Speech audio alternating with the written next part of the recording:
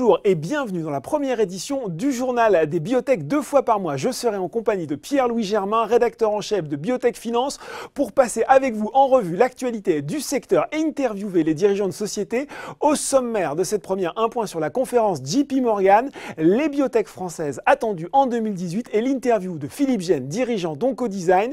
Le journal des biotech, c'est parti.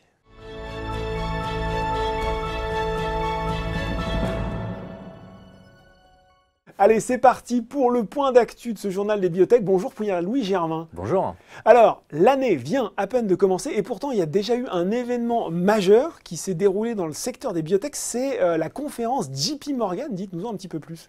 Alors cette conférence, c'est tous les ans, au début du mois de janvier, à San Francisco. Pendant 4 jours, elle voit se réunir tous les dirigeants de biotech du monde, pratiquement, les banquiers, les gérants de fonds et les industriels de la pharmacie avec leurs équipes de business développement.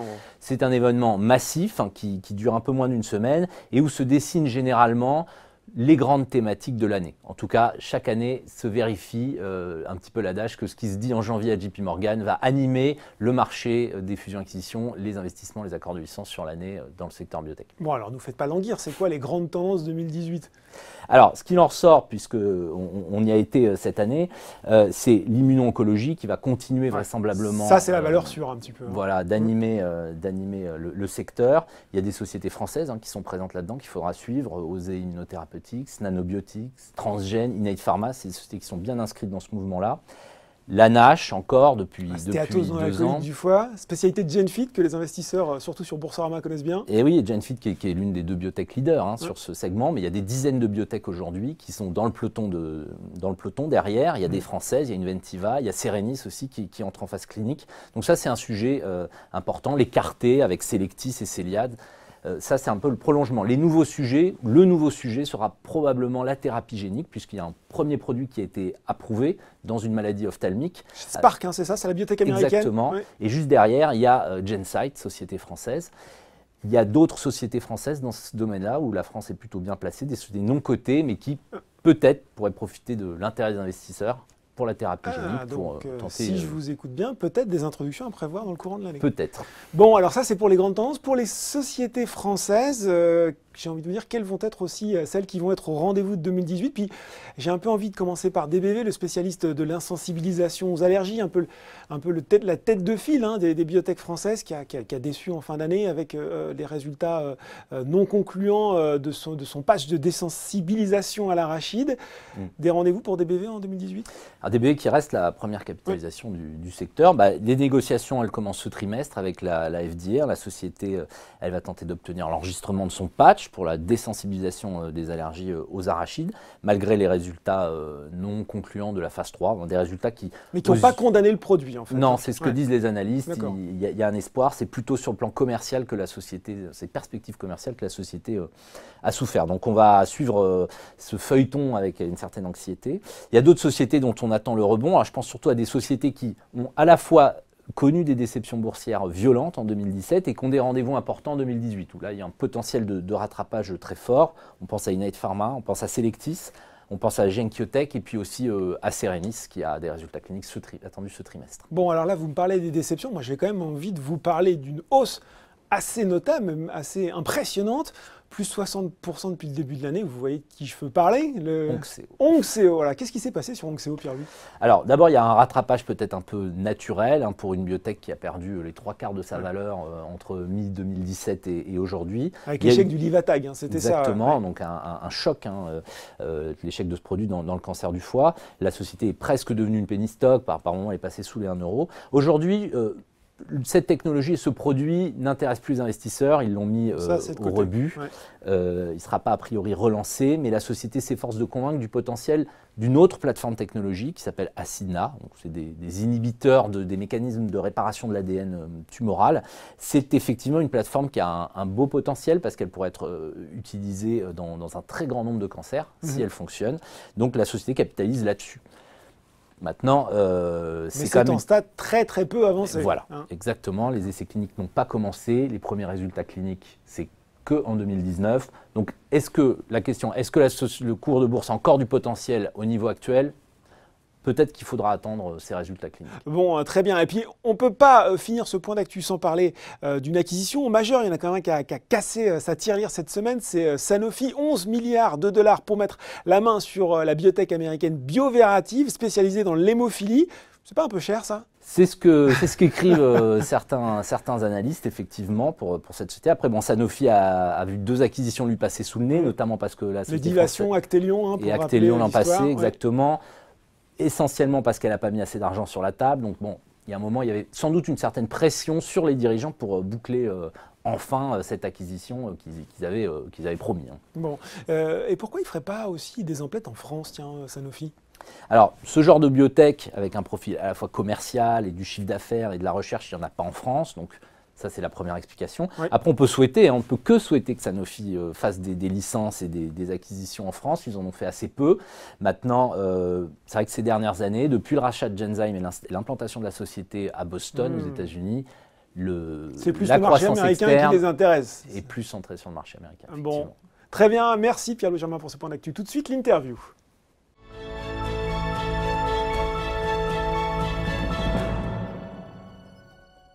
Allez, nous recevons aujourd'hui pour l'interview du journal des biotech Philippe Gène, président d'Oncodesign. Bonjour Philippe. Bonjour Laurent. Alors, Oncodesign a eu une année chargée. Vous avez racheté un site de GSK en 2016, un site de Bertin Pharma en 2017. Oui.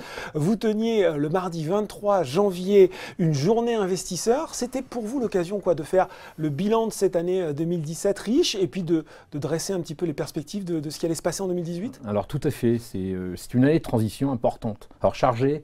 Je n'ai pas le sentiment depuis que je développe Oncodesign qu'il y a des années pas chargées, mais elle était effectivement chargée. Les 2 acquisitions sont faites à moins d'1 an d'intervalle. C'est décembre 2016 pour GSK et c'est septembre 2017 pour Bertin. Et donc il y a un gros travail d'intégration, qui est un travail d'intégration humaine, on va dire, au départ. Donc beaucoup de structuration de l'entreprise aussi, des postes qui n'existaient pas, qu'il a fallu créer aussi pour amener une certaine harmonisation à l'intérieur de l'entreprise, une constitution d'une offre de services plus large, une réflexion sur les projets, la mise en route de nos projets de développement à l'intérieur de la société, notamment au travers de notre site des Ulysse. Et ça, c'est quelque chose d'assez important. C'est le début d'un cycle d'investissement important. On a 45 millions investis entre 2016 et 2020. Donc pour nous, on a plusieurs projets sur lesquels on a beaucoup d'espoir. Et donc 2017, ça a été effectivement tout ça. Et l'Investor Day, c'était un point derrière ça et les avancées.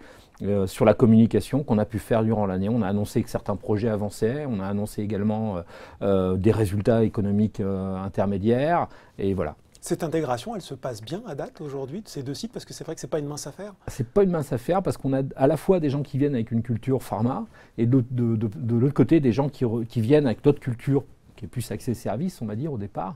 Et il faut essayer de mixer et tirer le meilleur de tout. Donc ça a été effectivement dans l'organisation du travail un point important. Alors votre société Oncodesign, elle est présente sur 3 fronts, en fait, de l'identification de patients dans le cadre de grandes études cliniques, de l'évaluation, vous en parlez, de services pour compte de tiers, pour l'industrie pharmaceutique, vous allez évaluer leurs molécules, et puis vous avez votre portefeuille de produits, il y en a un qui est déjà en clinique.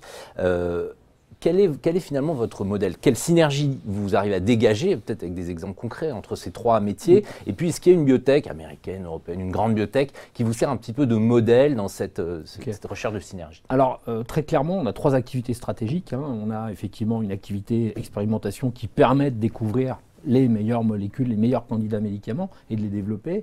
Une deuxième qui est plutôt axée sur l'outil thérapeutique et le biomarqueur, qui est indissociable. Et une troisième qui a émergé récemment, qui, elle, est plutôt à la recherche des sous-populations de patients. Tout ça fait une plateforme qui est centrée sur le patient et qui est dédiée à la médecine de précision. C'est vraiment notre caractéristique. Et on emploie ce terme de biopharma plus volontiers maintenant parce qu'on est structuré pour le faire. Le service, le partenariat, le licensing sont nos flux économiques. Et donc ce sont aussi quelque part un peu nos activités. Alors c'est là qu'on a des entrées commandes, c'est là également qu'on a un carnet des investissements, et de l'autre côté on fournit un chiffre d'affaires. Le chiffre d'affaires du service vous permet de financer le chiffre d'affaires du service, le développement de vos produits à vous. Permet d'identifier, tout à fait, et plus dans les acquisitions. Et ce qui était très intéressant dans l'acquisition de GSK, c'était de pouvoir effectivement bénéficier d'un financement sur 4 ans de 35 millions d'euros. Au-delà je dirais de la synergie financière, il y a des synergies scientifiques entre ces différentes activités, parce que finalement, la recherche de médicaments, c'est une plateforme, Nanocyclix. Est-ce que vous tirez finalement du savoir et Alors, très clairement, alors, on est parti, on va dire, de notre expérience pour choisir à un moment donné une famille de cibles thérapeutiques qu'on appelle les kinases. Et on a recherché une technologie par la suite qui soit capable de fournir des petites molécules spécifiques. C'est Nanocyclix. Et donc on s'est concentré sur cette famille. Demain, avec les développements qu'on est en train de faire en intelligence artificielle, ce seront des cibles qu'on ira chercher, peut-être d'autres cibles qu'on ira chercher également dans ces sous-populations de patients résistantes. Voilà. Ce sera des points de départ pour d'autres recherches. Si on revient sur le chiffre d'affaires de service, vous dégagiez à peu près 9 millions en 2016, c'était plutôt stable au premier semestre 2017, pourtant vous avez des perspectives qui sont assez ambitieuses, puisqu'on est sur 25-30 millions à l'horizon 2020, vous me voyez venir, qu'est-ce qui vont être les leviers de croissance pour générer cette multiplication de l'activité? Alors déjà juste, on avait un plus 10% en service quand même, j'y tiens, on était en train de faire l'intégration quand même, et on n'avait pas non plus la nouvelle offre. Et donc ça c'est important parce que l'offre de service qu'on a maintenant est une offre de service qui multiplie considérablement le marché auquel on va s'adresser. Le marché initial en service, c'était la preuve du concept en oncologie des molécules de nos clients. Et c'est un marché qui vaut à peu près 0,5 milliards de dollars. Maintenant, on a un marché qui permet d'intégrer toute la chaîne de découverte de la cible jusqu'au candidat médicament. Et de pouvoir délivrer ceci en service, avec effectivement ce qu'on a pu acquérir chez Bertin Pharma, qui sont aussi plutôt dans le domaine de la bioanalytique et également dans tout ce qui est infectiologie. Donc ça, c'est nouveau et ça nous ouvre les portes d'un marché qui vaut 15 milliards maintenant. Donc voilà l'effet levier qu'on va chercher et aussi, toujours et encore, parce que c'est la loi du service, du marketing et du développement commercial. D'accord. Alors peut-être une question rapide sur votre pipeline, votre portefeuille de projets, puis les rendez-vous clés que vous allez pouvoir donner. Il y a quatre produits aujourd'hui qui sont en préclinique, dans les maladies auto-immunes, en cancérologie. Il y a aussi ce radiotraceur, imatinib, qui est en phase 1. L'objectif, vous l'avez dit en 2020, c'est d'avoir une AMM pour imatinib et c'est d'avoir une entrée en clinique pour 2 de ces 4 produits. Alors quels vont être les rendez-vous importants, puis quelle va être la stratégie derrière, parce que vous n'allez pas mener le développement de ces produits seul jusqu'au bout, j'imagine. Alors le radiotraceur, puisque c'est le produit le plus avancé, c'est un produit qui termine sa phase 1 avec des résultats prometteurs. On a publié sur le sujet. La fin de la phase 1, ça va être la première partie de l'année en cours. Et donc le point important sera le passage en phase 3. On a un partenaire phase 3 parce que c'est la règle pour les biomarqueurs, il faut le préciser. C'est pas la règle pour les médicaments. C'est en gros un essai de phase 3. Dans ce domaine, c'est à peu près 90 patients, c'est 2 ans à 3 ans grand maximum, et c'est l'AMM derrière, donc le marché. D'accord? Donc ça, je pense que... Et là, c'est votre partenaire Ça, c'est notre partenaire, c'est Cyclopharma, qui était invité d'ailleurs à cette journée hier, et qui a expliqué effectivement qu'on commençait à faire le design de cette phase 3 dès maintenant. Voilà. Alors ça, c'est pour le radiotraceur. Et pour les 4 produits, on a 2 produits qui sont avancés, on va dire. LRK2, donc, qui était une cible qu'on avait déjà travaillé avec Ipsen par le passé. Et donc là, on a effectivement continué de travailler dessus et introduit ce projet intérieur de nos laboratoires des Ulysse. Et là, on a une avancée assez intéressante. On va rechercher un partenaire assez rapidement parce que ça reste un domaine, la neuro, très de spécialistes. Avant d'achever les précliniques. On sera sur le candidat médicament. Voilà. Le candidat médicament, la phase lead-up, pour préciser le temps, parce qu'il y a eu des questions aussi dans ce domaine, c'est 24 à 36 mois, sachant qu'on vient de passer 12 mois. D'accord? RIPK2, on a parlé beaucoup de RIPK2 par le passé, c'est une cible extrêmement intéressante, extrêmement chaude. Et là, on est partisan de ne pas perdre de temps. C'est-à-dire qu'on a toujours beaucoup de discussions avec l'industrie pharma.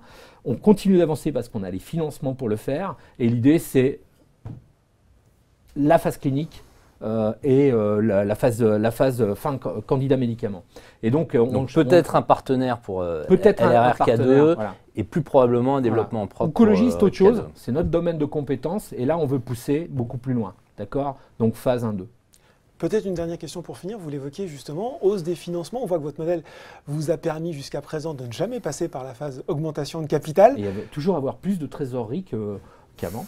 Alors justement, est-ce que cette hausse des investissements, est-ce que ce modèle va pouvoir se poursuivre avec cette hausse des investissements ou est-ce qu'à un moment il faudra quand même avoir recours à un financement supplémentaire? Il y a fatalement à un moment donné recours à des financements, surtout quand on va aborder les phases de développement clinique. C'est-à-dire les phases 1-2 en cancérologie. Exactement. Pour l'instant, ce qu'on peut dire, c'est qu'on vient d'investir plus du double. À la fin du premier semestre, le constat c'était plus du double d'investissement R&D, une trésorerie qui était supérieure au démarrage. Et voilà, on est sur ce round-là encore pour, je pense, les 1-2 ans qui viennent. Bon, voilà. 1-2 ans. Ouais. Écoutez, merci Philippe Vienne. C'est-à-dire qu'on n'a pas de souci de levée d'argent pour l'instant. Voilà. Ok, très bien, merci beaucoup. Voilà, c'est tout pour cette première édition du journal des biotech. J'aurai le plaisir de vous retrouver dans 2 semaines en compagnie de Pierre-Louis Germain pour décrypter l'actualité du secteur. Au revoir.